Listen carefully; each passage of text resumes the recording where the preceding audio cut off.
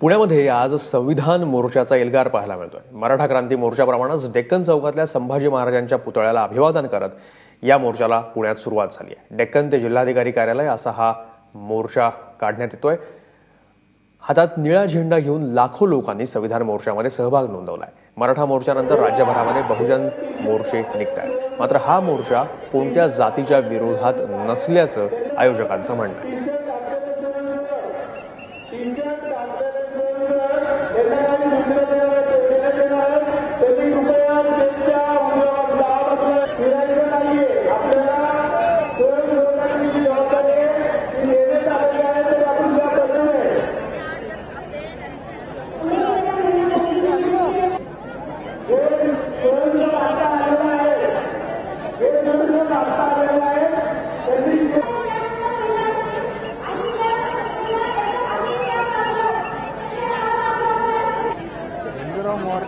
पुण्याच्या डेक्कन भागातून संविधान मोर्चाला सुरुवात झालेली आहे।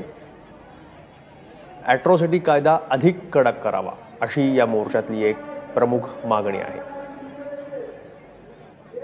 संभाजी महाराजांचा पुतळा जो आहे त्याला वंदन करून या मोर्चाची सुरुवात झाली आणि तो जिल्हाधिकारी कार्यालयाकडे जाऊन त्यांना निवेदन देऊन थांबेल।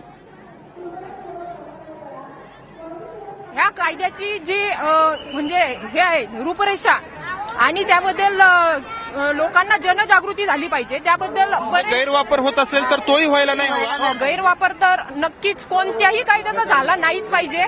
आणि अॅट्रॉसिटी कायदा असं एकच नाहीये, सगळ्याचाच प्रत्येक कायद्याचा हा गैरवापर होत असतो। त्यामुळे प्रत्येक कायद्याचाच गैरवापर न होता अॅट्रॉसिटी कायदा कडक झाला पाहिजे आणि त्याची जनजागृती झाली पाहिजे। प्रत्येकाने त्याच्याबद्दल समजून घ्यावं आणि मगच त्याच्यावर भाष्य करावं। तुम्ही कुठून आलात मावशी? पिंपरीवरून आलात। अच्छा, काय वाटलं मोर्चामध्ये सहभागी? एकदम छान, एकदम छान, एकदम छान। तुम्ही कुठून आलात? बोपोडीवरून। भरपूर ऊन आहे, या लहान मुलीला घेऊन आलात? हो, माझी बाची येते। अच्छा, हो। तुम्ही कुठून आलात? काय वाटलं मोर्चात सहभागी व्हावं तुम्हाला? मोर्चा खूपच प्राऊड वाटतो आम्हाला हे सगळं बघून आणि खूपच एनर्जेटिक वाटतंय फार। आणि या उन्हात काय वाटतं एनर्जेटिक? सर्वांच्या फायद्यासाठीच आहे, सर्वांच्या फायद्यासाठी आहे। सगळ्यांना समांतर सगळे हक्क मिळावे हीच आमची अपेक्षा आहे। सगळ्यांना भेटा। आपण असं म्हणू शकतो की